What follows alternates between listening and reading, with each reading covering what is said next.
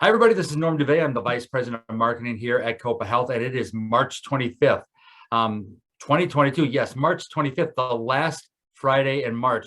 I can't believe that we are moving into April already, April showers. I hope that we get some here in Arizona. But next week, we're going to be having the Copa Roundup on April 1st, which, as everybody knows, is April Fool's Day. So I'll probably have to act serious so that we can, fool everybody on April Fool's Day. But hey, today, March 25th, we are talking about compliance. And we've got a long-time employee here at Copa Health. He's been here 14 plus years, Billy Ludwick, who is our corporate compliance manager. Billy, how are you doing today? Doing well, Norm. How are you doing? I am doing good.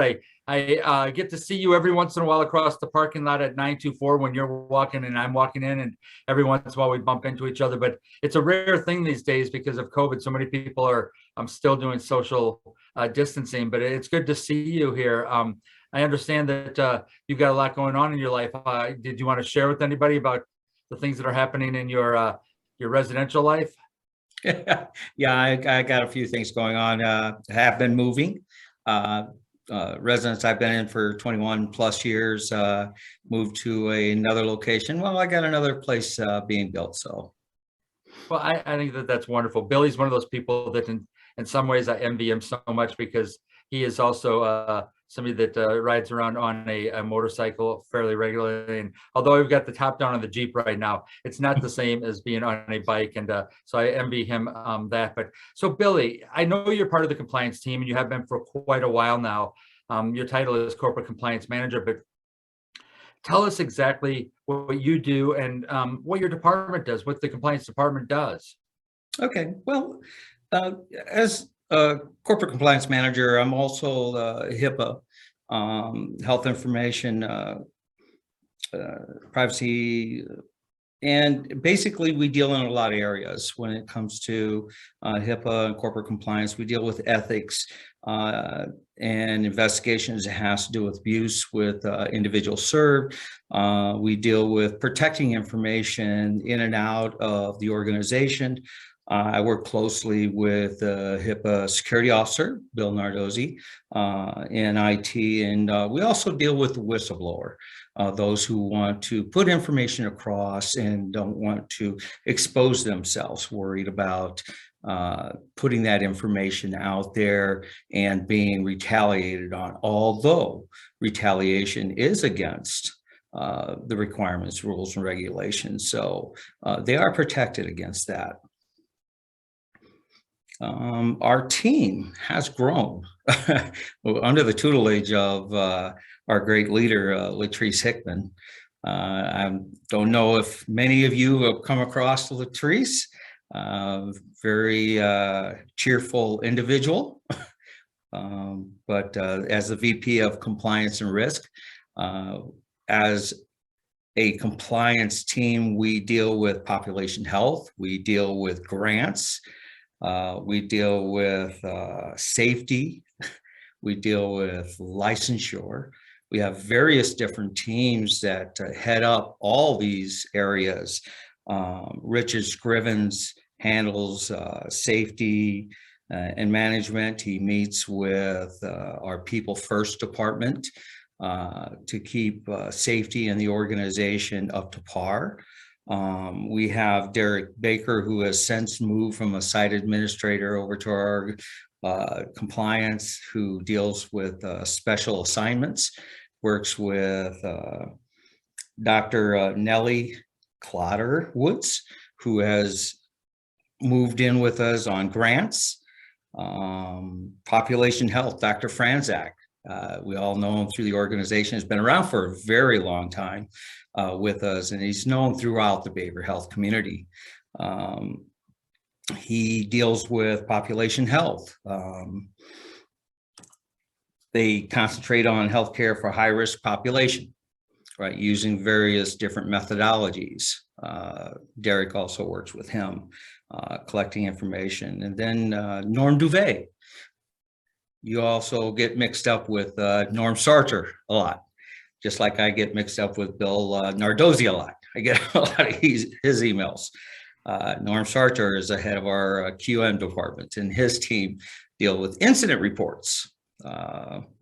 and collecting data, information, risk analysis that we put together to ensure that we can go together as an organization to ensure that our individuals that we serve get the best care that they got, and we can trend information to ensure that that information that we put together will lead to a better care services as we go along.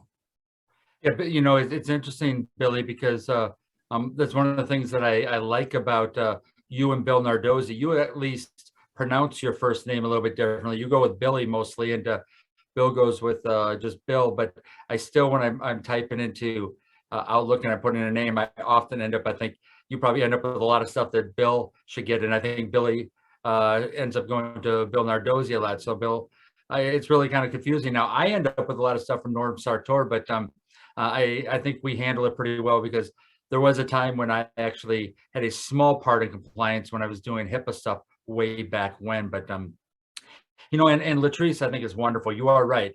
Latrice is fun. I just love listening to her, being around her. We do a lot of stuff together, and she likes to call it not the compliance team, but the fun pliance team. So I think that that's a name that might stick after a while. But hey, do you know anything new coming up with compliance that we might want to be able to share with people? Yeah, we got actually quite a few things coming up as the organization expands out to Utah, and as we expand in Arizona. Our great leader, our CEO, has put together, and along with you guys in the marketing, has put our exposure way out there, and bringing our world-class treatment out there has opened up opportunity. As I talked, we deal with licensure a lot, and along with that comes regulations. So we are expanding in Utah. We have some new activities coming up here in Arizona. With them come a lot of things that need to build them building blocks. And we are keeping our licensure team very active. And Leticia, who, again, we have Latrice and Leticia, that there's another two that gets kind of mixed up, and they're both very happy individuals. Keep them very busy with information and forms filling out. And yes, we have some new residential facilities we'll be hearing about in the near future. It's amazing when you think about it. I wouldn't say a whole new set of rules comes with some place like Utah, but there are a lot of differences between Utah and Arizona. And, I think that is a challenge. I remember, from my days working with Bill Nardozzi down in IT, there's so many things we have to worry about there, but it seems like there's even more with compliance, because we have regulatory agencies that are looking at us, funders who are looking at us, the health plans that are looking at us. And I know that we are going to be becoming CARF certified once again. I know that for years, the Copa Health was part of the CARF survey world. So I know we've got all that coming up. And I know that whenever I need help with compliance, Billy, I usually just pop off an email to you, or I pop off in an email to Latrice. Some of the things that I ask about have to do with our rights in using pictures or videos or images, or how we should handle inquiries they come in to Copa Health. Often we'll get people asking us questions or making statements. Sometimes those statements, I need a little bit of clarification whether or not I should handle it one way or the other. But if someone, obviously other than me, because I just pop off emails to you guys, you're probably like, no, follow a procedure, Norm. But if someone needs compliance, who can they reach out to, and what types of things should they reach out to if they have a question or a need? Well, the best way is just exactly what you've been doing, Norm. One of the things is email or contact myself and or Norm Sartor. The other way is CopaNet. Let's make use of what's available to everybody's out there as the employee assistance on CopaNet. Whistleblower is another method for those who want to remain secretive of the information that they're throwing out there. At the bottom of our website, the very bottom of our website is another path to get to us. And the things that you want to ask or look forward for questions and answers, anything that has to do with ethics or values of the organization, anything that has to do with information that is being relayed across that you're worried about, protected health information, anything that has to do with you're worried about how we're performing and encountering information when we're dealing with individuals served. If you're worried about ethical treatment of an individual served, that is another thing to contact us about. Even if it's something between staff itself, if there's a problem, if it ends up being a people first, previous HR, it'll get passed on to them. There's no wrong way to get that information across. We're all in a leadership in a confidential position to make sure that that information is handled correctly. Yeah, I am fortunate enough to get to work with the People First Department with the new employee orientation every other week, NEO.